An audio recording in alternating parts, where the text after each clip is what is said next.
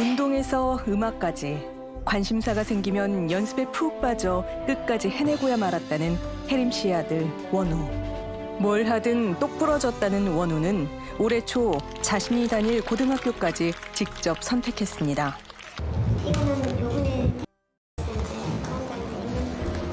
특유의 리더십으로 반장을 맡은 원우. 하지만 늘 해맑고 씩씩하던 아들이 달라졌습니다. 이제 4월쯤 돼서 아이가 엄마 올해 반장 다리도 내려놓고 싶고 지금 이제 그 말이 좀 걸리는 거예요. 불길한 예감이 현실이 된 건 지난 4월이었습니다. 그다음에 전화가 온 거예요. 어머니 조회 시간에 안 왔다. 수업도 빼먹고 전화를 안 받는다. 상업생 말로는 아이가 이제 짐을 가득 싸들고 나갔대요. 이 무렵 원우에게 심상치 않은 일이 벌어지고 있다는 걸 눈치챈 건 동네 친구들이었습니다. 축구 끝나고 덥다고 위에 옷 잠깐 벗었을 때 멍 자고 있고. 어디에? 가슴 쪽에.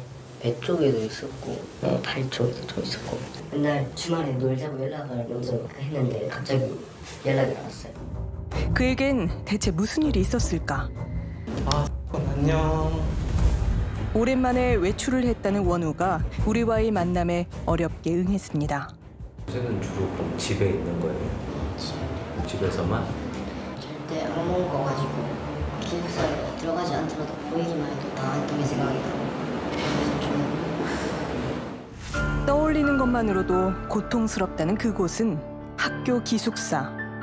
1학년 2명, 2학년 1명, 3학년 1명이 함께 쓰는 방 안에서 가장 두려웠던 존재는 2학년 선배 태섭이었다고 합니다. 야이 욕을 하거든요. 부르면은 그럼 가야 돼요? 수업을 째더라도 안 가면 또 맞아요. 그리고 관등성명을 대라요. 관등성명? 마치 군대에서 관등성명을 대듯 태섭이가 부를 때마다 입학 기수와 반, 기숙사 호실을 말해야 했다는 원우. 행여 대답이 늦으면 무자비한 폭행이 이어졌다고 합니다. 머리나 뺨이나 허리나 허벅지나 주먹으로 때릴 때도 있고 죽도나 목검으로 그리고 또 중식도라고 칼이 있거든요. 그걸로 이제 머리카락을 자르고. 원우의 머리맡에서 칼을 휘두르고 머리카락을 자르기도 했다는 태섭이. 죽도와 목검으로 얼차려를 시켰다는 그의 곁에는 또 다른 2학년 선배들이 함께였다는데요. 씻으러 가면 뭐 얼굴에 가래나 침 뱉고 그리고 몸에 오줌을 싸거나 넘어뜨린다거나 샴푸나 린스로 이제 그 바디워시 구분을 시키고 쓰는 것이 요만한 작은 옷장이거든요. 거기에 들어가라 해서 드라이열로 해서 구분시키고. 잔혹한 기억은 여전히 선명하기만 합니다. 견디지 못한 원우가 자리에서 일어나는데요. 그날 이후 정신과 상담과 약물 치료를 받고 있다는 원우. 혜림 씨는 가해 학생들을 폭력 혐의로 경찰에 신고했습니다. 그런데 많이 친해질 수 있을 관계였잖아요. 이게 애들 장난에 이렇게 있었던 일을 심각하게 우리 아이도 그걸 폭력이라고 인지를 못하고 있었거든요. 모든 게 장난이었다는 겁니다. 뿐만 아닙니다. 우리가 왜 이랬냐면 선배들이 자기네들도 그렇게 했고 우리도 진짜 많이 맞잖아. 그때도 너무 충격이었거든. 태섭이와 친구들 역시 선배들에게 괴롭힘을 당한 학교 폭력 피해자라는 건데요. 자기는 뭐 이렇게 당했대요. 한 명씩 이게 제가 당한 거에 하나씩을 다 당한 거예요. 어떻게 보면 대물림인데 자기도 당했을 때 기분을 알 거 아니에요. 우린 가해 학생의 학부모를 직접 만나 자세한 얘기를 들어보기로 했습니다. 계세요. 저희 SBS 궁금한 이야기 와이프에서 나왔습니다. 근데 왜 그러시는데요? 저희는 아직 결과도 나온 것도 없고. 그러면 그 가해 부분에 대해서는 아이들도 다 인정하는 거 아닌가요? 아니요. 죄송한데 그러니까 했다고 하지만 우리가 안 한 것도 있잖아요. 뭐 이게 대물림 되고 있다고 그런 얘기를 하셨다고 해서. 그거는 저는 모르겠습니다. 네, 죄송합니다. 아는 내용이 없다며 대화를 거절하는 심군의 어머니. 우린 태섭이의 어머니와도 연락이 닿았습니다.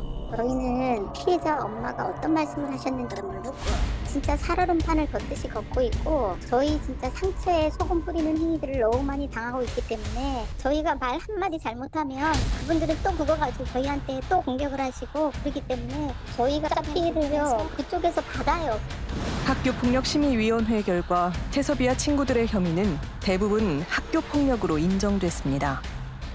그런데도 이들은 왜 자신들 역시 피해자라 주장하는 걸까? 우린 해당 학교에 대해 할 말이 많다는 제보자를 만날 수 있었습니다.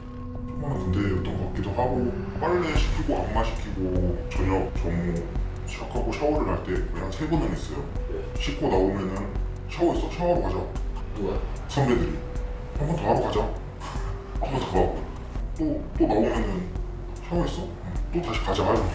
다시 들어가고 거부할 수 없는 무언가의 약간 그런 것들이 있었어요. 수년 전 자신 역시 원우 씨와 같은 일을 겪었다는 승한 씨. 그는 이 학교의 졸업생입니다. 올해 개교 13주년을 맞은 전국 최초의 기숙형 공립 대안학교.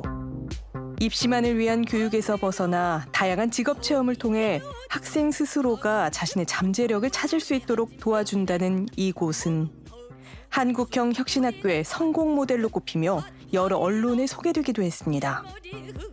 이 학교에서 중요시하는 가치는 다름 아닌 공동체 정신이었는데요. 특히 중대 사안을 교사와 학생이 함께 결정하는 일명 공동체 회의는 이 학교만의 특징이자 자랑입니다.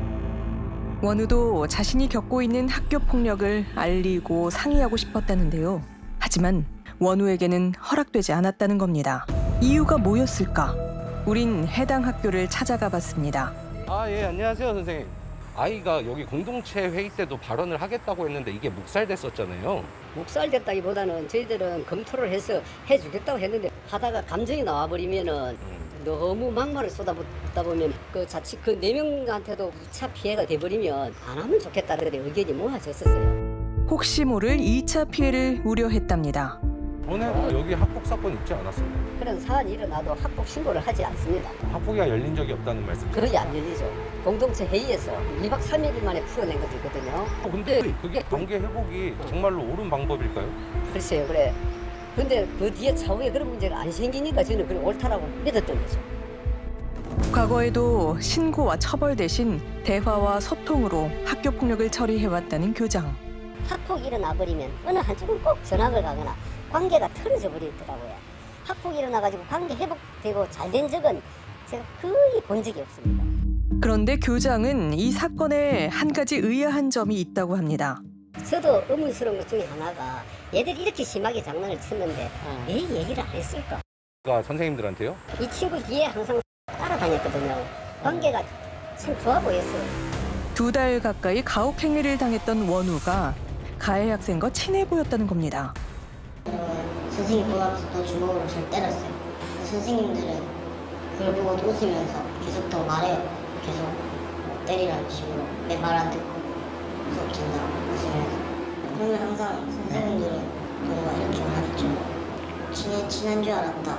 장난인 줄 알았다. 지난달 12일 태섭이와 친구들은 각각 6일에서 16일까지의 출석 정지 처분을 받았습니다. 결국 다음 학기면 돌아올 그들을 피해 학교를 떠나는 건 피해자 원우인데요. 학교폭력 전문 변호사는 해당 학교의 특수성에 주목해야 한다고 말합니다. 대안학교다 보니까 학교폭력법에 따른 어떤 비교육적인 처벌보다도 공동체 회의라던가 어떤 내부적인 절차에 따라서 처리를 한 것으로 보이는데, 그게 이제 뭐 제3자가 볼 때는 교육적이라고 보일 수 있겠지만은 당사자 입장에서는 원치 않는 뭐 사과라든가 화해를 해야 되고 또 그거를 적극적으로 알리고 보호를 받을 수 없는 거기 때문에 굉장히 좀 폐쇄적이고 폭력적인 환경이라고 보입니다. 그리고 일반 학교는 보통 선생님들이 5년 정도면은 다른 학교로 가시는데 이런 대안학교는 5년 이상, 뭐 최대 10년까지 있을 수 있기 때문에 폐쇄적인 환경이 돼서 그들만의 방법으로 처리가 된 것 같습니다. 그거는 법률 위반이고 절차상의 위법이고 학교폭력 은폐 축소로 간주될 수 있기 때문에 뭐 학교장이라든가 학교폭력을 담당하는 책임교사라든가 이런 분들은 사실 뭐 징계까지도 받을 수 있는 사안입니다. 현재 가해 학생들은 가혹 행위와 폭행 등의 혐의로 경찰 수사를 받고 있습니다. CCTV를 확인했는데 술복도에서 밀치는 장면은 확인되었습니다. 가해자들 4명에 대해서는 폭행 등으로 빠른 시일 내에 종결할 예정인데 자살해서 이제 보안 수사 내려올 수도 있고 기소를 바로 할 수도 있고 그렇습니다. 하지만 원우가 겪은 끔찍한 폭력은 CCTV가 없는 기숙사와 샤워장에서 벌어졌습니다. 은밀하고도 잔혹한 진실은 과연 어디까지 드러날 수 있을까요?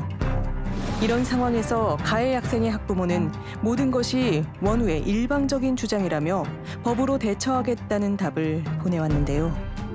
다양성을 인정하고 공동체를 강조하는 학교. 누구도 나고 하는 학생이 없도록 함께 가겠다는 그 학교에서 16살 원우는 길을 잃고 말았습니다.